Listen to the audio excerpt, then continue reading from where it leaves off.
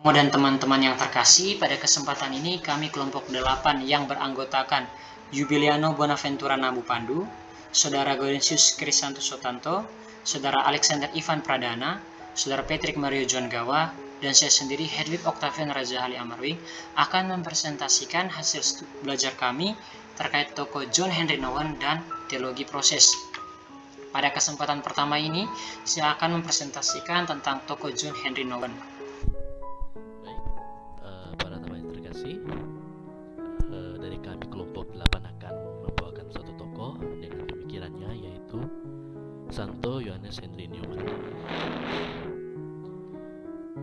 Berikut ada biografi singkatnya. Santo Johannes Henry Nouwen lahir pada tanggal 21 Februari tahun 1801 di Prancis. Ia berasal dari keluarga kelas menengah, dan pada usia 15 tahun ia sudah masuk ke Universitas Oxford, dan dari awal hidupnya untuk pada tahap perkembangan cerita-cerita kisah-kisahnya itu, ia adalah seorang pengikut Calvinis yang sejati, ya, dari aliran Anglikan yang pertama, dan berubah menjadi Katolik. Karya-karyanya yang bisa dilihat di sini adalah Apologia Pro Vita Sua tahun 1864 dan An Essay on the Development of Christian Doctrine tahun 1878. Ia wafat pada tanggal 11 Agustus tahun 1890 di Birmingham di Britania Raya. Untuk teologi yang dikembangkannya sendiri, ia melihat dalam latar belakangnya menolak liberalisme itu sebagai gerakan gerejawi, politik, dan pedagogis. Walau dulu sempat ia berada di bawah kekuasaan beberapa tahun lamanya di Oriel College, karena dia sendiri juga pernah membuat suatu komunitas yang dalam salah satu doktrinalnya itu memang anti paus seperti itu, ya. Ia melihatnya dalam hal ini itu sebagai tindakan untuk menundukkan kebenaran wahyu ilahi untuk menilai manusia, sehingga melanggar kebenaran dasar bahwa manusia tidak dapat dibukti dan menghakiman pada Tuhan. Nah, dalam hal ini ia melihat bahwa ada elective sense yang dipergunakannya sebagai tujuan utama di dalam setiap karya-karya yang nanti akan dikembangkan. Elective sense itu apa? Elective sense sendiri adalah suatu penararan spontan yang tidak penalisannya, penararannya itu lebih di bawah alam sadar kita. Jadi tidak secara langsung itu pada langkah-langkah yang sedang berlangsung dalam pemikiran kita memberikan keputusan yang spontan, hasil dari internalisasi suara yang sudah diterima sejak awal terciptanya suatu pemikiran kita. Itu dia lebih ke internal dan bukan implisit seperti itu, ya. Sementara penararan yang eksplisit itu yang berada di luar dari elective sense ini bersifat sadar, disengaja, yang sangat-sangat terlihat sekali, impersonal, jadi tidak hanya dari pribadi tapi juga ada dari orang lain pengaruhnya, dan digerakkan oleh akal budi, ya. Jadi bukan mengawang-awang tetapi langsung pada tujuan pemikiran. Berikutnya tentang metodologi teologi yang disembangkannya, yaitu pendekatan apologetik konservatif. Nah, penolakan ini ia gambarkan di dalam catatannya itu sebagai penolakan terhadap kekristenan yang muncul dari kesalahan hati mereka, bukan dari intelektual, karena ketidakkesukaan terhadap isi dari kitab suci yang ada di bagian bawah ketidakpercayaan mereka, ya. Jadi mereka dalam artian hanya memikirkan dari kesalahan hati, bukan karena pemikiran-pemikiran yang ideal dari beberapa tokoh-tokoh yang menerangkan kitab suci. Yang jelas itu dalam Anglikan pada kala itu. Dan fakta yang paling kuat adalah bahwa argumentasi kekristenan itu tidak hanya meyakinkan pada nilai keningan saja, pada nilai yang dimana kita masuk ke dalam suasana yang diam, begitu tenang. Sebab ada lagi di bagian bawah antipati rahasia di dalam doktrin kekristenan yang cukup di luar jangkauan argumentasi. Jadi ada sisi-sisi tertentu yang sangat rahasia di dalam ajaran-ajaran kekristenan yang dalam hal ini adalah reformis, ya, karena pada kala itu yang berada di luar pendapat-pendapat. Jadi nanti itu akan lebih condong kepada mana seperti itu tentang tradisi dan sola. Nah, ini yang paling ditentangkan di sini seperti ini. Jadi banyak reform, ya, kaum reformis yang keluar dari ajaran arus utama Gereja Katolik itu meyakini kehadiran sola hanya itu sebagai yang utama. Jadi sola fide, sola scriptura, dan sola gratia itu memang sangat ditekankan di dalam hidup mereka yang para reformis. Akan tetapi Gereja Katolik yang sebagai aliran utama, Kristen utama, ya Katolik itu dengan dari bagian apostolik, tetap memperhatikan tradisi yang sudah ada sejak lama. Jadi mereka ini sangat tidak suka, ya bukan tidak suka dalam arti ya, seperti saya katakan tadi, seperti hanya karena inteleknya, tetapi juga karena mereka sendiri tidak mau melihat bagaimana perkembangan dan juga pandangan-pandangan dari para kaum-kaum terdahulu yang sama sekali tidak suka dengan kehadiran ya kekatolikan pada saat itu, ya mungkin karena entah karena orangnya yang salah atau karena moralnya yang salah. Itu memang dalam beberapa kasus tertentu masih menjadi bahan untuk mereka perdebatkan. Nah, Johannes Henry Newman sendiri mengomentari bahwa menjadi Katolik berarti memutuskan untuk menerima semua kebenaran yang diajarkan di dalam gereja dengan G huruf besar dan melaksanakannya. Jadi sumber utama di dalam segala tradisi magisterium dan juga katekismus yang disampaikan di dalam sejarah perkembangannya itu kalau tidak bersumber dari Katolik, tidak mungkin reformis itu ada. Karena dari manapun, kalau bukan dari Katolik, reformis mungkin saja sampai saat ini tidak ada. Ya oke, kalau dulu ada catatan kelam seperti itu, tetapi itu sudah menjadi fakta yang sudah tidak bisa dipungkiri lagi, tidak bisa dihindari lagi. Berikutnya nanti akan disampaikan dari teman saya di kelompok yang berikutnya.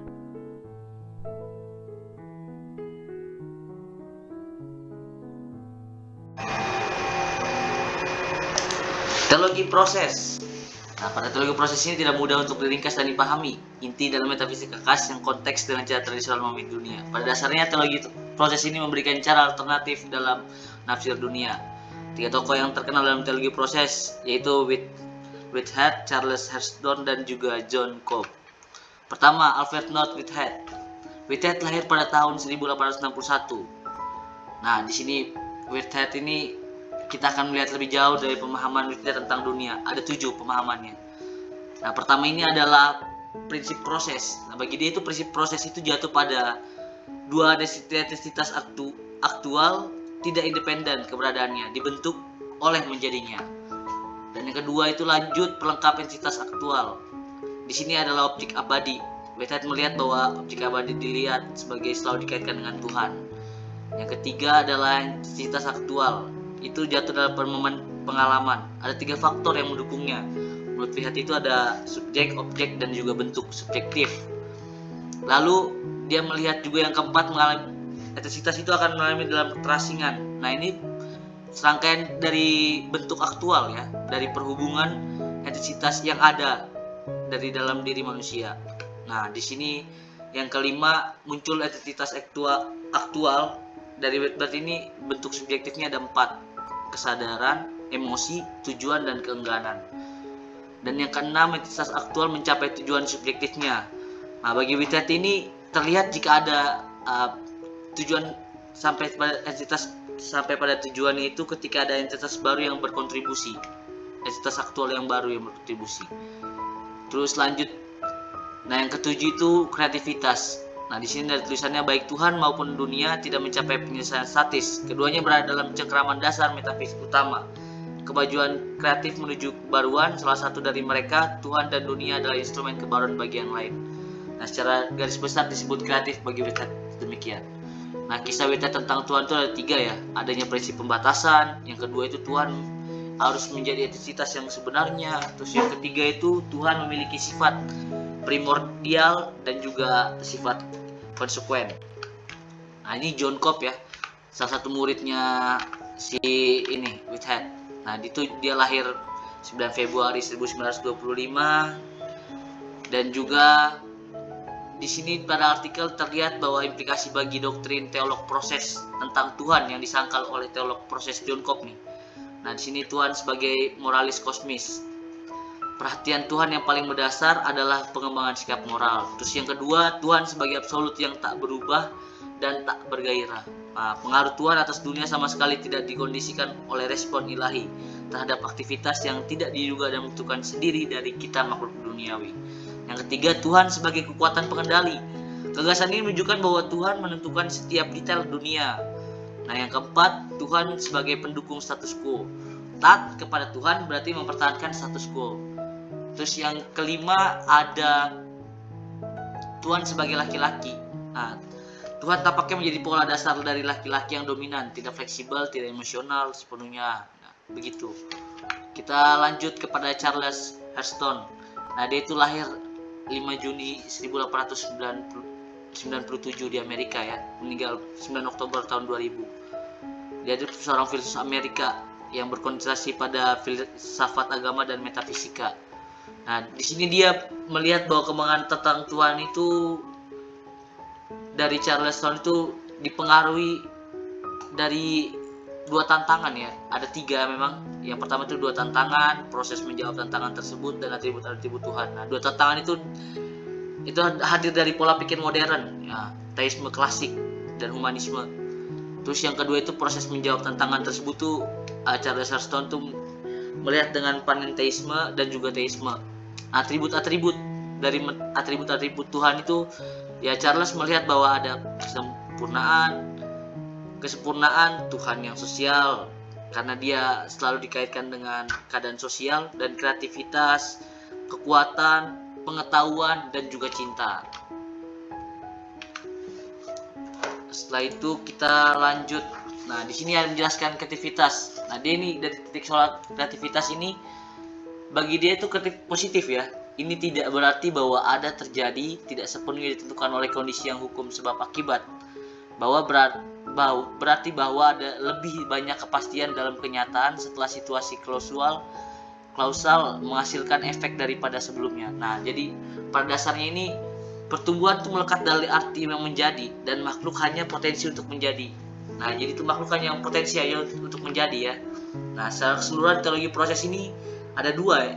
Pertama, ciptaan sangat aktif dalam kemajuan ciptaan, dan yang kedua itu Tuhan itu berkembang bersama dengan ciptaan Tuhan. Jadi secara keseluruhan itu teologi proses secara sistematis mengkonfigurasi ulang dan melepaskan umat manusia dari pandangan teistik klasik tentang Tuhan ke dalam dunia kebebasan dan kreativitas yang tak terhitung. Teologi proses, khususnya pemikiran dari William Norman Pittenger. Apa itu teologi proses? Teologi proses adalah bagian dari teologi kontemporer yang pergerakannya mulai menonjol pada akhir tahun 1960-an. Teologi ini dilatar belakangi oleh konsep filsafat. Oleh karena itu, pandangan teologi proses kurang berdasarkan pada Alkitab. Teologi proses juga dikenal sebagai teologi tentang mengada, di mana dunia dipahami sebagai dinamis, selalu berubah. Dan hal ini juga berlaku bagi Allah. Akibatnya, pandangan teologi proses cenderung memerangi berbagai konsep dari iman Kristen.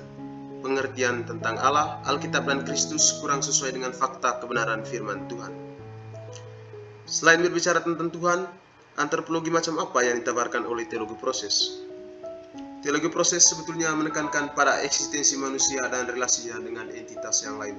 Relasi ini sebetulnya mau mengatakan bahwa semua realitas saling berkesinambungan. Maka dari itu, semua orang harus berusaha bergerak bersama dan menghasilkan masa depan yang tidak dapat dikendalikan atau diprediksi. Teologi proses menyoroti Tuhan yang telah menciptakan alam semesta dengan kebebasan sejati di dalamnya, yaitu kebebasan bagi setiap makhluk ciptaan. Ekspresi tertinggi dari kebebasan tersebut adalah kehendak manusia. Setiap fase dalam ciptaan memiliki unsur ketidakpastian. Bahkan Tuhan tidak dapat sepenuhnya yakin apakah cinta yang ditawarkannya pada kesudahannya akan menang. Setiap kehidupan manusia terus-menerus menghadapi pilihan. Apakah saya hidup untuk cinta, atau saya memilih untuk menggagalkan cinta? Dalam teologi proses, manusia dipandang sebagai mencipta bersama Allah. Manusia ada dalam hubungan kerjasama dengan Tuhan. Manusia ditugaskan untuk membawa cinta yang adalah kehendak Tuhan. Teologi proses menolak doktrin individualisme apapun. Semua orang dilahirkan ke dalam keluarga, komunitas, dan struktur sosial dengan sejuta koneksi yang mampu membentuk pribadi masing-masing orang. Setelah dibentuk oleh faktor-faktor sosial ini, umat manusia akan melanjutkan untuk membentuk faktor-faktor sosial lebih lanjut dengan memanfaatkan karunia-karunia-Nya secara penuh. Yang dimaksud dengan karunia adalah keterampilan dan bakat yang telah diberikan kepada setiap orang yang merupakan bagian integral dari keberadaan mereka. Norman Pittenger yang memberikan pemikirannya terkait teologi proses. Yang pertama, biografi. Ia lahir pada tanggal 3 Juli tahun 1905 di Bogota, New Jersey.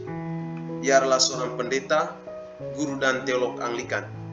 Dia menulis tentang dan mempromosikan teologi proses dan menjadi salah satu pembela Kristen pertama yang diakui untuk penerimaan terbuka hubungan homoseksual di antara orang Kristen. Ia menjabat sebagai wakil ketua dan ketua komisi teologi Dewan Gereja Dunia dari pertengahan 1950-an hingga awal 1960-an. Berikut adalah pokok pemikirannya, yaitu mengenai identifikasi 6 cara Tuhan bekerja di dunia. Seperti yang terlihat pada slide, ada 6 pokok yang dia sampaikan. Mari kita bahas satu persatu. Yang pertama, ordering. Pittenger mengatakan bahwa berbagai pandangan tradisional memberi gambaran bahwa peran utama Tuhan adalah menata. Tuhan adalah yang mencegah kekacauan dan menopang segala sesuatu yang membentuk pola dalam penciptaan. Mengutip pendapat Whitehead, Pittenger menyatakan bahwa Tuhan adalah rencana dasar atas segala kemungkinan yang terjadi di dunia ini. Artinya Tuhan menyediakan kerangka kosmik untuk semua kreativitas yang kemudian terjadi. Hal ini mempertegas pernyataan, setelah menciptakan semesta ini, Tuhan senantiasa menatanya sedemikian rupa. Yang kedua, inisiasi atau initiating. Seperti yang dikemukakan oleh Whitehead, Tuhan selalu menjadi sumber yang utama dan terutama. Para filsuf modern merumuskan hal ini dengan mengatakan misteri awal atau sebelumnya dapat menghasilkan inovasi dan perbedaan. Pittenger lebih melihat Tuhan sebagai pemegang peran penting dalam evolusi. Tuhan memungkinkan adanya inovasi dan dalam penciptaan. Dengan demikian memungkinkan proses evolusi. Pittenger menjelaskan bahwa dalam kesinambungan yang lebih luas, ada ruang di mana akan muncul sesuatu yang benar-benar baru. Apa yang terjadi sebelumnya sekarang memperoleh kualitas dan karakteristik yang berbeda. Perlu dicatat, ia mengatakan alam semesta ini diprakarsai oleh Tuhan. Dia menciptakan dan memfasilitasi segala perubahan semesta. Poin berikutnya berbicara tentang 2 hal. Setiap entitas yang ada di dunia ini diundang untuk mencapai kepuasan. Undangan ini sifatnya adalah memikat. Mungkin kita bertanya-tanya siapa yang mengundang dan memikat ciptaan? Tentu saja jawabannya adalah Tuhan. Tuhan yang memikat dan menyampaikan ajakan. Dalam hal ini tidak ada paksaan dari pihak Tuhan. Pittenger menggambarkan hal ini dengan menyatakan dalam segala macam kelemahan, kekurangan dan kekacauan hidup manusia, Tuhan bergerak dan mengambil inisiatif untuk menarik manusia keluar dari kekacauan tersebut. Tuhan yang membujuk entitas yang diciptakan untuk mewujudkan tujuan mereka. Yang berikutnya mengenai receiving atau penerimaan, menyatakan bahwa manifestasi baru dalam ciptaan tidak terlepas dari Tuhan. Ciptaan terintegrasi dengan Tuhan. Kemudian poin mengenai responding dan harmonisi. Tuhan terus-menerus bicara dengan keseluruhan dari apa yang telah Ia ciptakan, menanggapi atau merespon ciptaan. Tentu hal ini mengarahkan kepada aspek terakhir, yaitu menyelaraskan. Harmonisasi yang dilakukan Tuhan dalam bahasa Kristen disebut juga penebusan. Harmonisasi dimungkinkan karena Tuhan senantiasa menjanjikan keselamatan. Penjelasan di atas sebetulnya mengatakan bahwa teologi proses harus diapresiasi. Karena menyadari kesempurnaan bukan berarti kekekalan semata, tetapi terletak pada relasi antara Tuhan dan dunia. Hal ini menjanjikan perubahan dan masa depan yang baik karena melibatkan Tuhan, kehendak bebas dan cinta manusia. Beberapa tambahan. Pittenger membawa teologi proses sampai pada pembicaraan tentang Kristus. Meskipun menyebut Kristus sebagai ilahi, namun ia tidak menjabarkan esensi keilahian Kristus, melainkan pada pengertian yaitu keilahian sebagai aktivitas dari Allah dalam Kristus. Kelahiran Kristus adalah tindakan Allah. Kristus adalah tindakan Allah di tengah-tengah manusia. Pittenger juga mengikuti pemikiran teologi proses pada umumnya, yaitu mendukung panenteisme, yaitu menganggap bahwa keberadaan Allah memasuki seluruh alam semesta, tetapi keberadaannya lebih dari atau tidak dibatasi alam semesta. Allah aktif di dalam dunia, memberikan realisasi diri pada setiap makhluk ciptaan. Sebagaimana Allah bertindak di dunia, setiap peristiwa merupakan inkarnasi dari Allah. Sekian dan terima kasih.